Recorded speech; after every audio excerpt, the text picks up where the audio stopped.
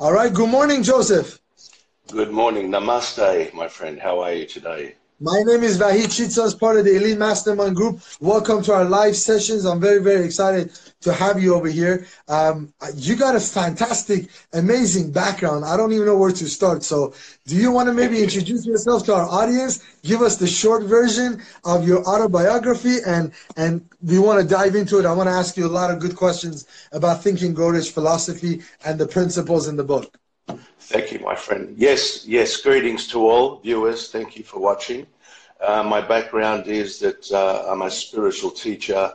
I'm a crystal grid master. I teach people to manifest with crystals. I teach people to wake up their own enlightenment within them. I'm also a motivational speaker. I do guided meditations. I've got them on iTunes. And I talk around the world. So my teachings are basically about teaching people to empower themselves, and this is where the book that we're talking about today is something that I picked up in the 90s, and I can tell you it was my start. It was a catapult of me getting into the motivational side of things, and this is where something that people out there. What were the two things that popped out to you right away when you started reading the book? What were the two important things? Well, the two important things that we can join together are the visualization is very important. The feeling that you're getting and wanting something needs to be connected correctly. If we want, we will always chase, and the universe responds back to us by chasing. So we actually need to feel that we have it. But we need to also introduce the caring of wanting that we already have what we are desiring in our reality. Most people chase. In the chase, you are making a statement to the universe that you lack. You will never achieve with that type of mindset. So the Think and Grow Rich brings in the aspect of combining the two, which is great. Yeah, it's fantastic. Complete from the totalities and all that comes. The book covers all the areas. So here's my question: based on your past experience and working with a lot of different entrepreneurs, different individuals from all walks of life, what would you say are the one or two common denominators that stops people from getting that catapult that you just spoke about, of going to the next level of their success? What is it that's blocking a lot of people that individuals like myself could watch out for? The very, very simple thing. If we go, I'm non-religious, I'm a spiritual teacher, but in the scriptures it says, and this is in many scriptures, as you think, so shall you be. In other words, our reality is created by our thoughts and our beliefs.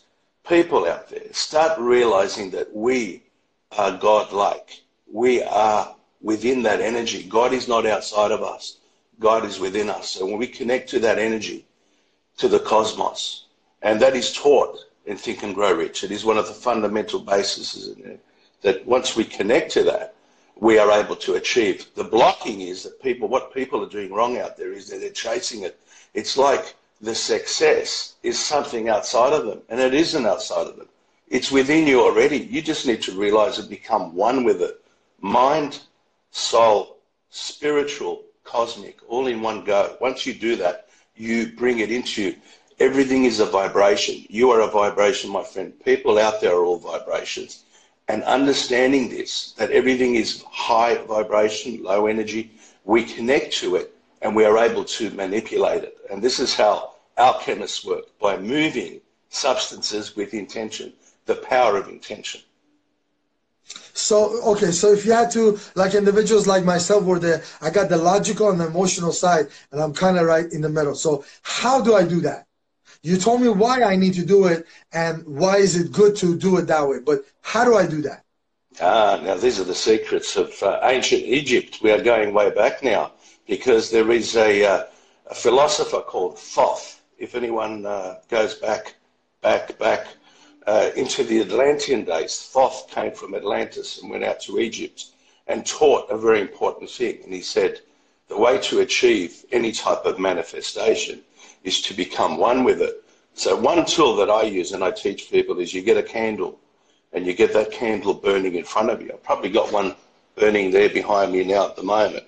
And what the candle does, by the way, the same light that lights one candle lights all candles. So we are one. We need to connect to the mind and body. The way we do that is by connecting with our breath, removing our thoughts. And the way we do that is we don't totally remove them, because the mind is not designed to have no thoughts. This is a misconception. Our mind is designed to think, but we think the same thought repeatedly with a mantra in our mouth by saying a word, and we introduce that thought in that word for at least 10 seconds at a time. And when we're doing that, we're actually affecting reality and manipulating reality. So what's the purpose of the candle? The candle is for our focus. It keeps our focus going. And it's a tool. And these are all tools. We have many other tools that amplify it. Now, the ones that I use are crystals. This is a very powerful Lemurian crystal. With this crystal, they use these in watches, electronics, for a reason, because they are precise instruments. If you learn how to connect with crystals correctly, you can amplify the intention, and what you are talking about, my friend, will become very, very much more powerful. And this is what I teach in Crystal Revelations, my book. I'm going to give it a plug. Readers out there, it's very good.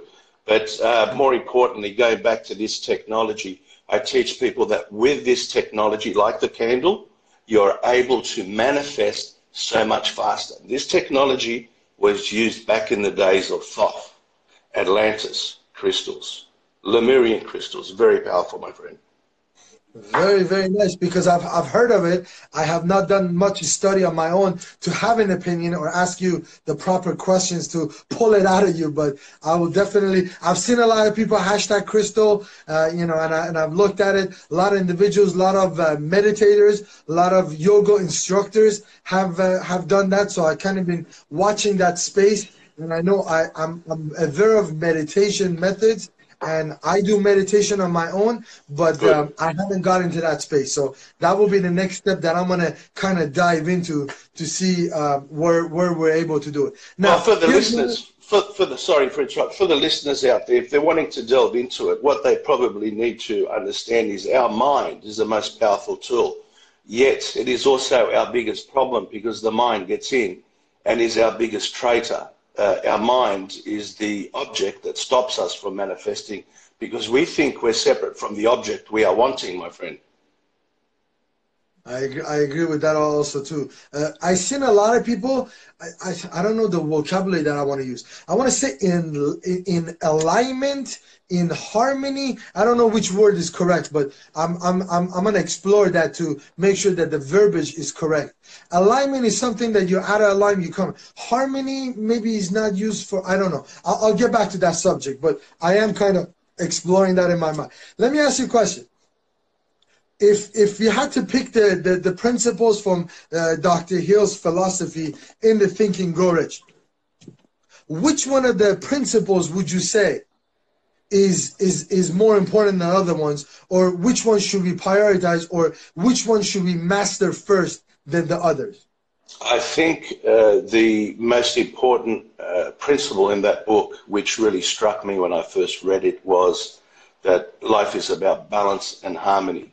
Now, when we ride the waves of life and go with the flow, we'll find that things go a lot more easier in life.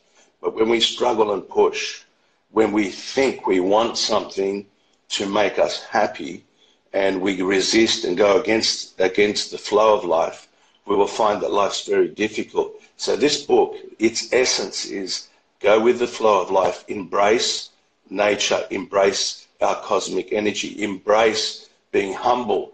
Because when we come from ego, we can never manifest. And the biggest blocker is people's ego, because they think they're separate from the object of their desire, and that is ego.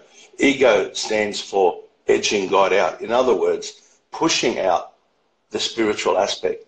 Really, once our body goes, after our 60, 70, 80 years, our soul keeps going. And this is our truth. The part of us that is real is the part of us that never dies, and that's our soul. I love it. I love it. Coach, Thank you so much for taking this time and being with us today. I would definitely love to invite you to do this videos a couple of more times, because I already see a lot of people have already got questions. So maybe what I'll do is I compile these questions, maybe get back to you, and then hopefully we could do a few more other videos, maybe outside the Instagram, so we could record them and then have it available for everybody else. And I definitely will look forward for a copy of that book. I like to study it myself and take a look, and then hopefully if you can send me the pictures, we'll post it for our audience if in case they need it. I'll send you one as a gift. I'll send you one as a gift, my friend. Thank you so much. I appreciate you putting this time with us today. Love you, bless you all, and share the love. Namaste. Thank you so much.